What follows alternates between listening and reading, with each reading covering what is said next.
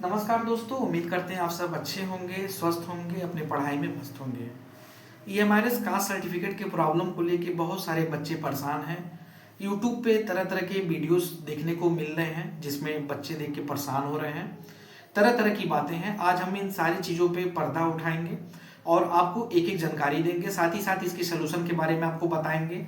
Affidavit कैसे बनवाना है, इसका फॉर्मेट क्या होगा, सारी बातें आपको एक्यूरेट तरीके से आपको बताएंगे। वीडियो के लास्ट तक आप बने रहिएगा। सबसे पहले आप नियम जानिए। ईएमआईआरएस का जो नियम है, नियम यही कहता है कि आपका कास्ट सर्टिफिकेट अप्रैल से अक्टूबर तक के बीच का होना चाहिए और वो भी सेंट्रल लेवल का। बहुत सारे ऐसे बच्चे हैं कि जिनका अप्रैल से अक्टूबर के बीच का कास्ट सर्टिफिकेट नहीं है और उन्होंने अभी नहीं बनवाया है, या बहुत बच्चों ने बनवाया है तो वो अक्टूबर से आगे के मंथ में, जैसे अभी रिसेंट में किसी ने बनवाया है, किसी ने नवंबर में बनवाया है, किसी ने दिसंबर में, किसी ने जनवरी में, किसी ने फरवरी में इस चीज को बनवाया है। तो इसका विकल्प क्या है? डॉक्यूमेंट वेरिफिकेशन में कैसे अपने आप को आप लोग बचाएंगे? तो देखिए, नियम तो ये कह रहा है कि डॉक्यूमेंट वेरिफिकेशन में ये 3 गुना लोगों को बुला रहे हैं और 3 गुना लोगों में जिसका भी डॉक्यूमेंट में एरर आएगा, कोई अगर खामी आएगी तो उसे सीधे बाहर का रास्ता दिखाएंगे। और उन्होंने इस सारी चीजों को मेंशन करके बताया हुआ है। इसमें कोई भी मतलब दो राय नहीं है, ये सारी बातें सत्य है। लेकिन अगर सारे रास्ते बंद होते हैं या कोई बीमारी है तो हर एक चीज का इलाज होता है, बशर्ते उसका इलाज सही तरीके से करना चाहिए, वैलिड तरीके से करना चाहिए। इसका विकल्प आपके पास यही है कि अभी से आप डॉक्यूमेंटेशन में मजबूत हो जाइए। इतना मजबूत हो जाइए कि आपको कोई बाहर का रास्ता ना दिखा पाए। और वो मजबूती आप कैसे लाएंगे? वो मजबूती लाएंगे आप एफिडेविट के जरिए। बहुत लोग ये सोचते हैं कि एफिडेविट क्या है या एफिडेविट क्या करेगा। तो मैं आपको बता दूं, एफिडेविट एक तरह से कोर्ट का कागज होता है। वो आपकी प्रामाणिकता का सर्टिफिकेट होता है। किसी भी बात को आप प्रमाणित कैसे करते हैं? एफिडेविट के माध्यम से। और वो कोर्ट का कागज होता है। तो आप अपनी बातों को एफिडेविट के माध्यम से प्रमाणित करेंगे और सारी चीजों को बताएंगे। जैसे बहुत सारे बच्चे हैं, कोई बिहार से है, कोई उड़ीसा से है, अलग अलग राज्यों से हैं। सबके राज्य में अलग अलग प्रॉब्लम रही है। जाहिर सी बात है, किसी राज्य में चुनाव हो रहे थे, किसी राज्य में एसआईआर का काम हो रहा था, किसी राज्य में कुछ हो रहे थे। इसके वजह से इसमें बच्चे की गलती नहीं है। बच्चे ने आवेदन किया लेकिन बच्चे का नहीं बन पाया। कारण है कि चुनाव चल रहे थे, कारण है कि एसआईआर चल रहा था। तरह तरह की बातें हैं। तो आप क्या करेंगे? अगर आगे की डेट में आपने बनवाया है, नवंबर, दिसंबर, जनवरी, फरवरी, रिसेंट में आपने बनवाया है, तो इसको प्रमाणित करने के लिए आप क्या करेंगे? अभी एक एफिडेविट बनवाएंगे। एफिडेविट एक प्रॉपर फॉर्मेट में बनेगा। उसमें सारे बिंदु को वहां पे स्पष्ट तरीके से नोट डाउन करके रखना पड़ेगा। सारी बातों को बताना पड़ेगा वैलिड तरीके से, एक सीक्वेंसिंग में और एक कानून के हिसाब से उसको वहां पे डिफाइन करके बनाना पड़ेगा। इसके लिए आप किसी एक अच्छे वकील को पकड़िएगा जो जानकार हो, जो इन सारी चीजों को जानता हो, बनाता हो।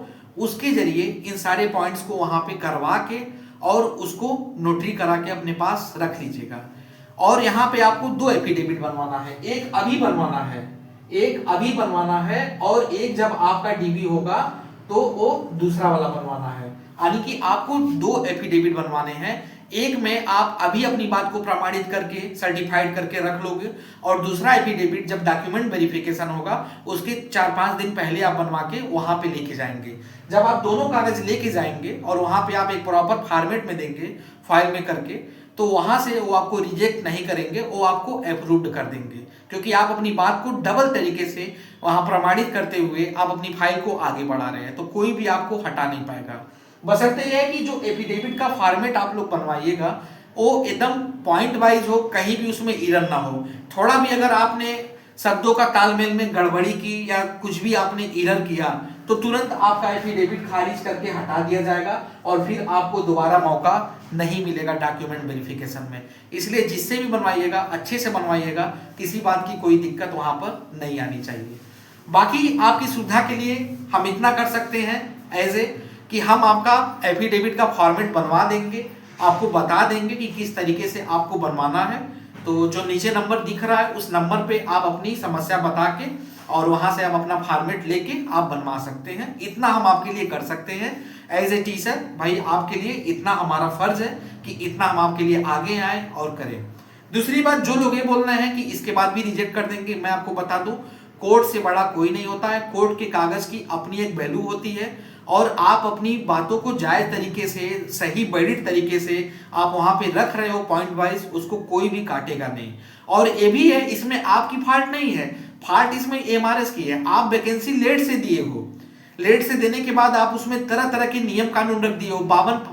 55 पेज के जो है पूरे नोटिफिकेशन में कितनी सारी बातें आपने वहां पे लिख दी है। बच्चा कहाँ पढ़ पाएगा, कहाँ उसके पास टाइम है। तो ये तो बेईमानी वाली बात हो गई कि भाई यहाँ पे हम नोटिफिकेशन निकालेंगे लेकिन एक स्पेसिफिक डेट मेंशन कर देंगे और बच्चे का जो है भविष्य खराब कर देंगे। मेहनत आपने किया है, टीयर 1 का एग्जाम आपने निकाला है, टीयर 2 की आप प्रिपरेशन कर रहे हैं, ये नौकरी आपकी है, अपनी है, आपका अपना मेहनत है। तो आपको इसमें घबराना नहीं है, परेशान नहीं होना है। जो लोग ये बात बोल रहे हैं ना कि आपको बाहर कर देंगे, नहीं लेंगे, तरह तरह की बातें बता रहे हैं, उनको मैं बता दूं कि ऐसी बातें स्प्रेड ना करें। कैंडिडेट परेशान है, कैंडिडेट कितना मेहनत से एग्जाम का तैयारी करता है, कितना साल वो तैयार किया होगा, उसके बाद वो फॉर्म वहां पे आया है, फॉर्म उसको अप्लाई किया है, अब एग्जाम देने जा रहा है। और आप लोग क्या कर रहे हैं, दूसरे चैनल वाले बच्चों को डिमोटिवेट कर रहे हो, उनका साथ नहीं दे रहे हो, ये गलत है। तो यही मैं कहूंगा कि भाई देखिए, सही जानकारी रखिए, सही तथ्यों पे काम कीजिए, वैलिड तरीके से अगर आप किसी चीज का स्टैंड लेंगे तो आपको कोई भी वहां से हटाएगा नहीं। इन केस एक बात ये भी मैं बता दूं, इन केस अगर मान लीजिए कि 5% आपको, 5% हम ले रहे हैं, 5% अगर आपको डीबी से बाहर ही कर दिए तो आप कहां जाएंगे, आप जाएंगे न्यायालय की शरण में। न्यायालय आपसे सबसे पहले क्या कहेगा, न्यायालय का यही सबसे पहले तर्क होगा कि क्या आपको जब डीबी से बाहर किया गया तो आपने किसी प्रामाणिकता का सर्टिफिकेट दिया था, कोई हलफनामा जमा किया था। जब आप बोलेंगे कि नो सर हमने नहीं दिया था, तुरंत आपकी याचिका खारिज कर दी जाएगी।